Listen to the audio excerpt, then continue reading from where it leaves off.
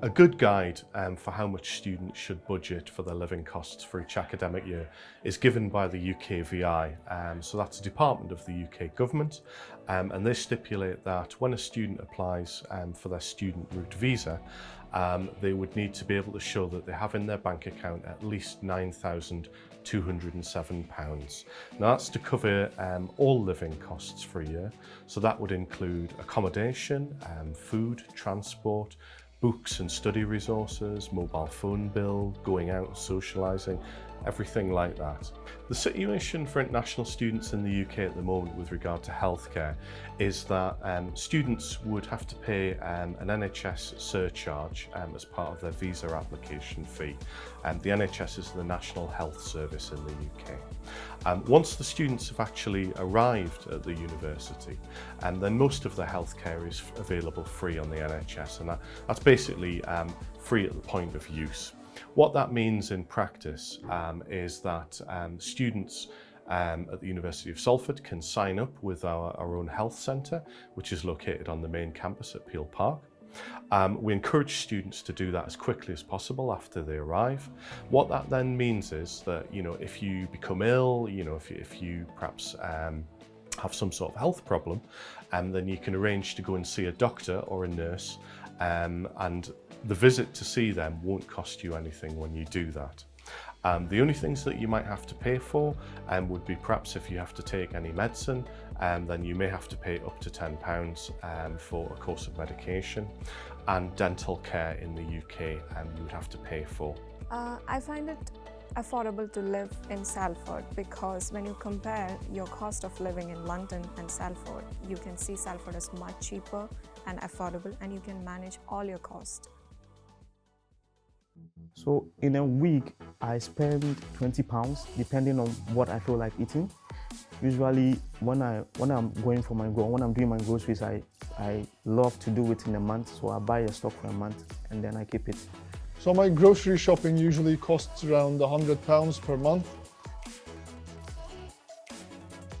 So for my student accommodation, I pay a total of £408 every month. And it's a shared facility. I have 4 roommates. I'm currently sharing a 1-bedroom apartment and my cost is £450 per month. For students in private accommodation, you would expect to pay £80 per week minimum. So that is a minimum, and we would say that's based on sharing accommodation. And what we like students to bear in mind is the price of the accommodation may increase, and that's depending on the facilities or whether you choose not to share. So just to bear that in mind, but £80 as a minimum. For my phone bills, I spend £10 a month. I currently spend around £90 to £100 per month for electric and water, and that's sharing with 2 people. Depending on where you go to watch your movies or to the cinema, they take a cost between £5 to £10, depending on where you go to. There are also a lot of offers for students through various companies that are widely advertised to students, and where you can get discounts, special offers, if you're buying a laptop, a phone, anything like that.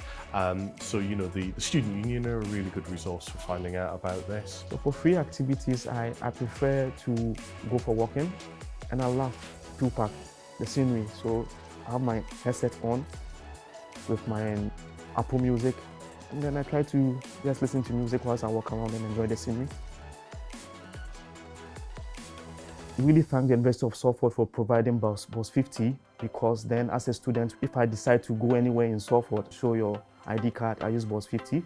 But if I'm going outside Salford, I pick any bus, and usually per trip, going and then coming back is like £1.50 depending on where I'm going. My tips for managing the money, first of all, I would say you should have your budget, because you need to know where your money goes, first of all. And there are some stores which you can find it very low price things for you to shop for. So it's easy for you to manage your budget. It's not that difficult. On books, I would advise that students make use of the library very well. If students are operating on perhaps a tighter budget, they need to be careful about the money that they spend. I think there's some really useful things that they can do. First of all, in terms of normal costs of living, I would advise them to do a lot of research on where they're going to live so that they can get the best possible bargain. And our Ask Us service can give some advice on that. At the University of Salford, we do have a wide range of very generous scholarships for overseas students. If students would like to find out more about those, all they need to do is go to our website, salford.ac.uk, just navigate to the International Students page, and there's a really prominent link on there that will tell you everything you need to know.